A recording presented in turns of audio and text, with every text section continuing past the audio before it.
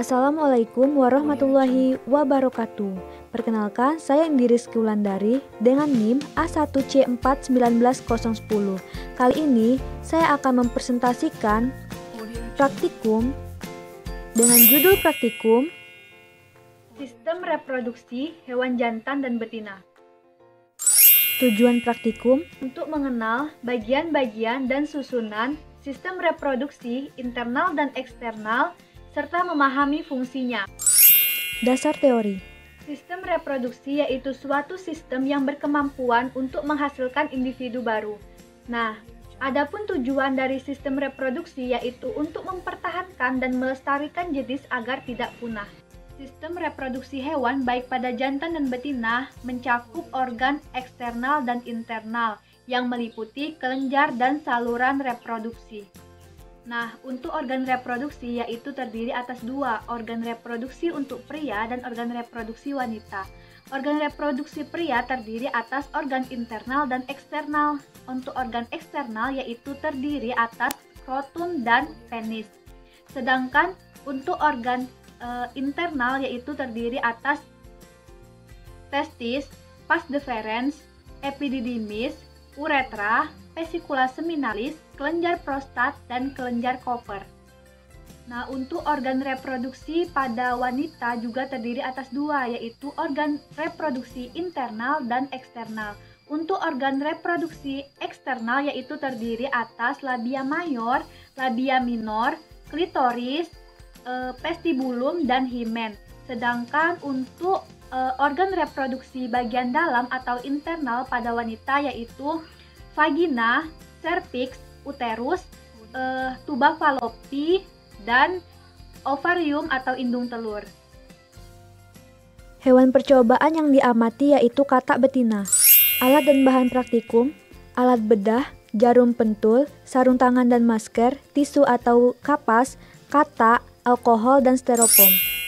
Yang pertama yaitu menyiapkan alat dan bahan yang akan digunakan. Selanjutnya, siapkan hewan percobaan. Pada percobaan ini, saya menggunakan katak betina.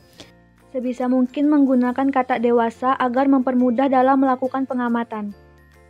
Kemudian, bius katak tersebut dengan menggunakan kapas yang sudah dicampurkan alkohol 70%. Setelah hewan tersebut tidak bergerak lagi, letakkan di atas styrofoam dengan bagian perut menghadap ke atas, rentangkan kakinya, dan tusuk dengan jarum pentul. Selanjutnya, iris badan katak dimulai dari dubur hingga ke leher.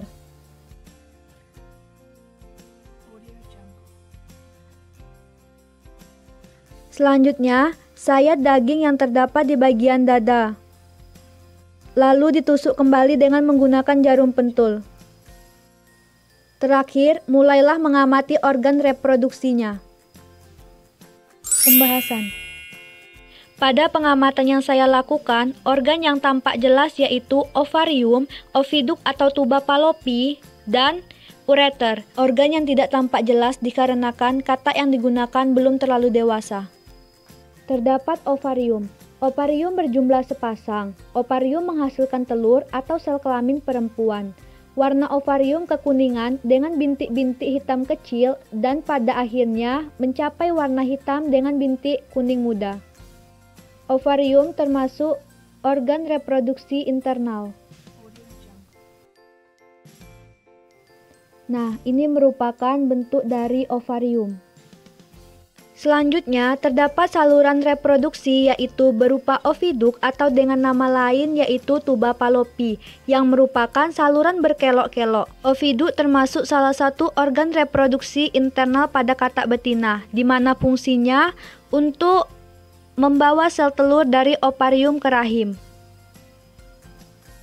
Terdapat juga ureter yaitu sebagai penghubung ginjal dan kandung kemih. Berdasarkan sumber literatur, terdapat adanya uterus dan kloaka. Pada pengamatan yang saya lakukan, uterus dan kloaka kurang terlihat, dikarenakan katak yang digunakan belum terlalu dewasa. Kloaka merupakan lubang tempat keluarnya sel telur bagi hewan betina, sedangkan uterus merupakan rahim tempat untuk sel telur. Kesimpulan dari praktikum dengan hewan percobaan katak betina yaitu terdapat adanya ovarium, di mana fungsi ovarium yaitu untuk menghasilkan ovum itu termasuk dalam organ internal dari katak betina. Nah, selanjutnya juga terdapat oviduk atau dengan nama lain tuba falopi. Fungsinya yaitu membawa sel telur ke ovarium. Namun, pada praktikum ini juga terdapat kegagalan pengamatan, yaitu pada pengamatan kloaka dan uterus. Nah, kloaka yaitu terdapat pada semua jenis burung, amfibi, dan reptil. Hasil dokumentasi dari pengamatan katak betina. Terima kasih. Wassalamualaikum warahmatullahi wabarakatuh.